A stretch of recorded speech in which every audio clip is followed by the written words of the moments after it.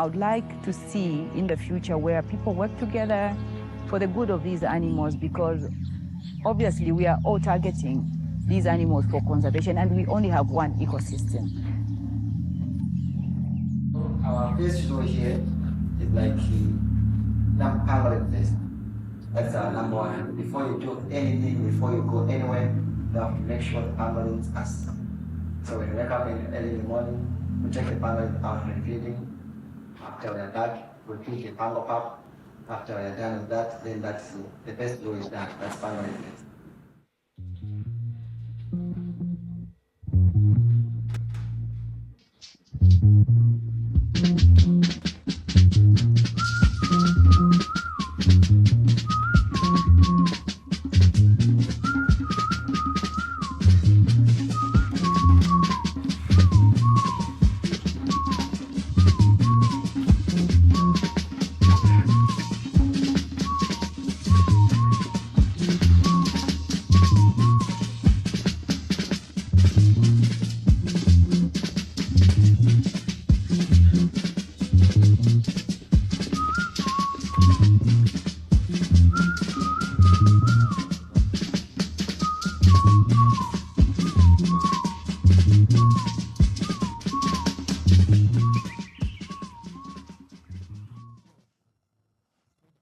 The job is quite amazing because countrywide in Zambia, we are the only pangolin keepers.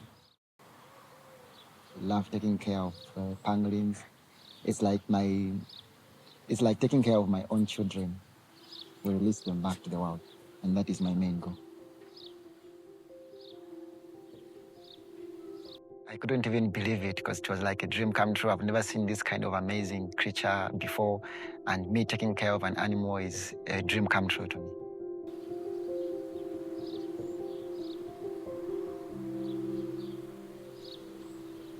First, I was scared. That looks like a fish, but it looks like an animal again. So I got cute until I even had a best friend. One of these became my best friend. There was one that we had Kiki. We raised it from 350 grams. It was so tiny, like my palm. And then it grew to 7 kg and we released it. That was a best friend pangolin. I've always loved animals since childhood. Even at moments when I'm broken, I just get to associate with the animals. They do not talk, but there's just that connection that we usually have, humans with our animals around. When they first come, they are actually shy and they roll. Are they poachers? Are they kind to me? So until they study you, that's when they get to behave. So like right here, it's managed to find something.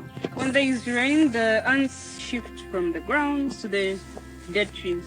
This is actually the season when we tend, but due to drought, we discovered that there is no food under there.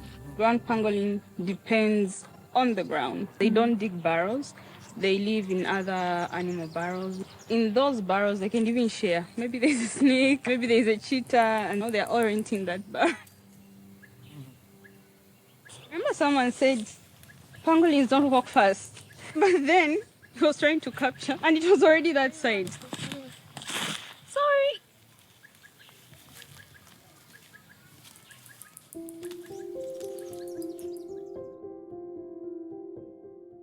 Our first aim is to rehabilitate them and not to habituate them. So in rehabilitation, we have to maintain as close as possible the environmental factors that they will be subjected to once they leave the rehabilitation center. The care usually ranges from short-term to long-term. The short-term are those pangolins that come with minor injuries, those that maybe just need a few checks before they are taken back into the wild environment.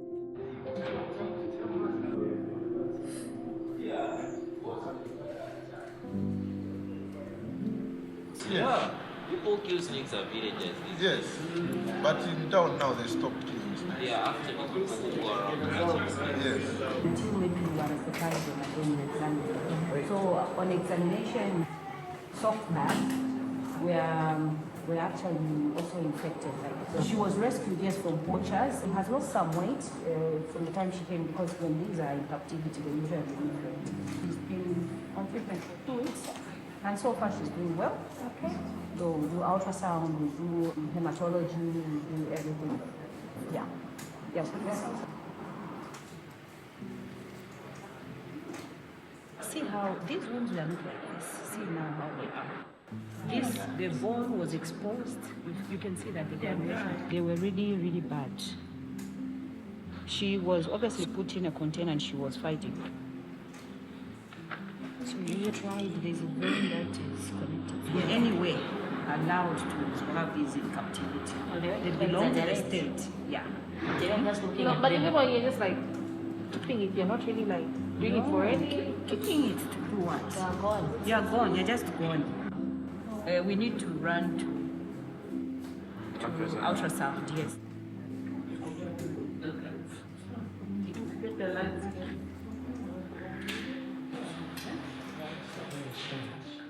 We're just measuring the width of the thoracic cavity just to get an idea of how big the fetus is. So it's about 2.9 centimeters.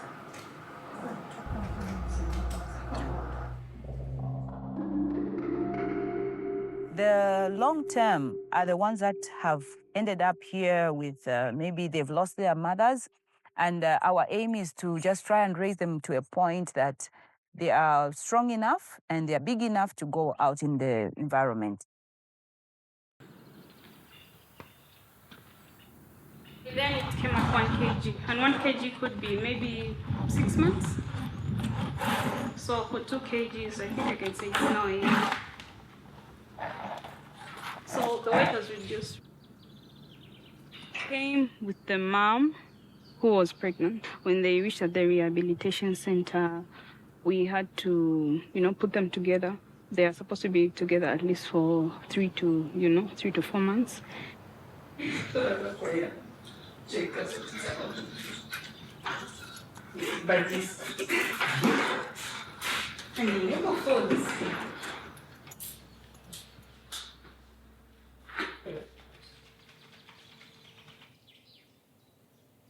So this is the position that we feed them, avoiding the milk to enter the windpipe.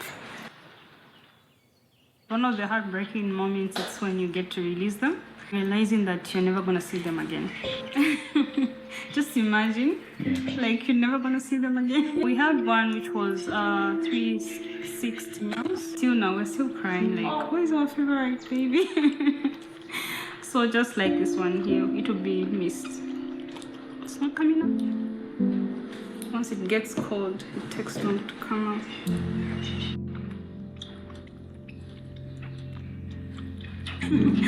When you get home and then you just miss them, like, you just want to go back at work. But then you're off, you need to rest, you're just missing work. It becomes a family at the end of the day. Even when we have personal challenges, we just try to, get to ask each other, oh, can you help me out with this? And then they help you out with something.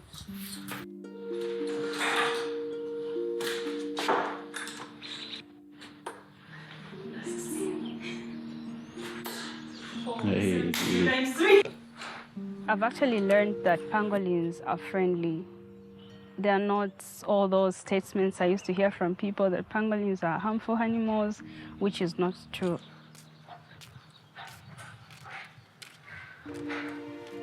Pangolins are very rarely spoken about animals. They're rarely written about, and there are very few units in Zambia, if we are not the only ones. There was a scandal that was, I think, last year within Zambia, where they saw a pangolin and burnt it, claiming that it's something like, it's witchcraft or whatever. I was so hurt. If I was there, I could have rescued it. But none of them had the knowledge to save that pangolin. So they just had to stone it and burn it, which actually breaks my heart. There has not been any research nationwide that has been done to fully understand the trait. They believe pangolins can be used to heal various diseases, specifically their scales. How was not specifically explained. These are just beliefs that local communities have. And I think that's one of the challenges that we will have to face, that these are some of the beliefs that it's in their belief system. It's something that they've believed in for a very long time. How then do you counter that? Begging the question, do people really understand the value of pangolins in the wild?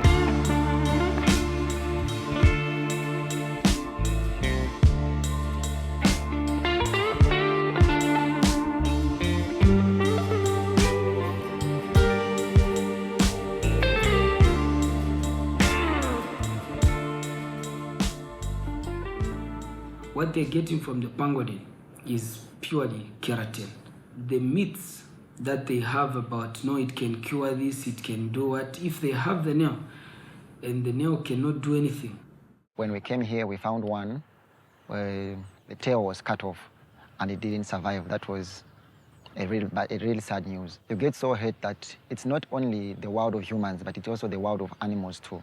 Like, I can give an example. If a lion moves out of the wild to attack humans, humans will be hurt because the lions now are moving away from their boundary to attack humans. These creatures need 100% of care and 100% of distance from people.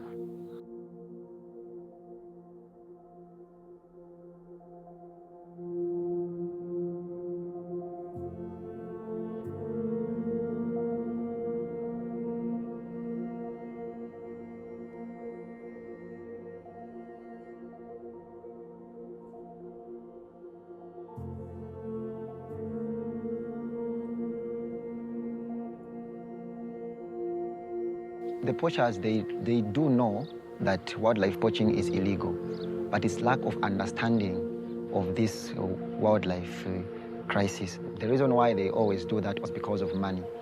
They are being deceived by money. They will ignore any other damages that will be caused to that pangolin or to them.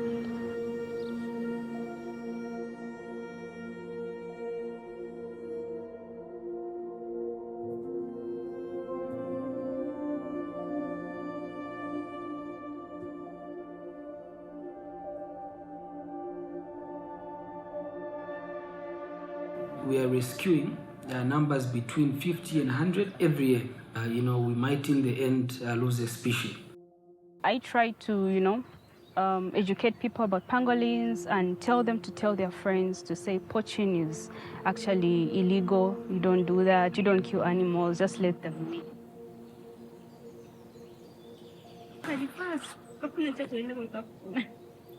We're going this side.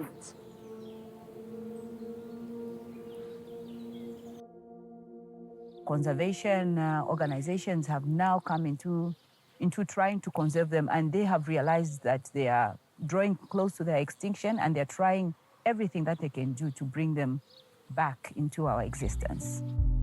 I have reduced myself from many animal species to only one. The exciting part is I discover new things every day. That at least keeps my days going. Being pioneers is a good thing, but it's hard because you're shooting in the dark. I don't know, maybe I was lucky to find them because I've added a lot of knowledge to the things I do.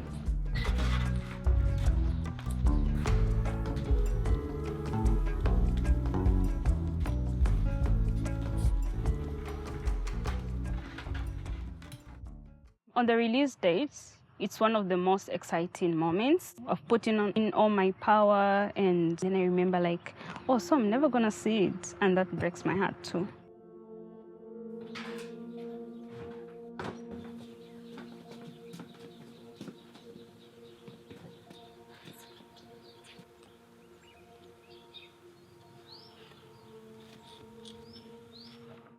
Remember, big things are made out of small steps, and if I can conserve one particular animal, you know that after this, maybe we'll have 3 pangolins, we'll have 4 pangolins, and then there's that ripple effect. That is the one thing that gives us hope that something good will come out of it.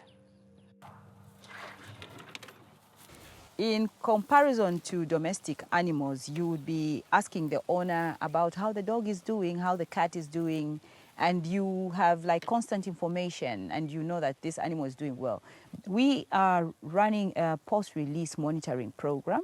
So we have 2 tracking devices on one pangolin so that one is a backup for the other. So you can hear sometimes it goes. The first few nights you are thinking, okay, we cared for this pangolin, we kept it maybe in a warm environment, controlled environment. Now it's going out there into the wild, there's predators out there, and you're not very sure really if this pangolin is going to survive beyond rehabilitation.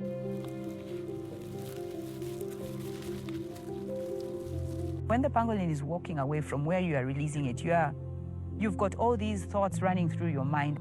I hope it will survive. But then again, you feel good that it has gained freedom. I always think that I have this very small role in saving the planet. It helps to ensure that we maintain the world as we know it. We eat the food that we need to eat. We have the wildlife that helps us and we benefit from it in so many ways. We have adequate rainfall. We have healthy soil to grow our crops. I think the next steps for conservation in Zambia is working very closely with communities, especially those that live near protected areas such as national parks or those that live in game management areas, because these are the communities that are faced with the impact. Nothing has held me down so far.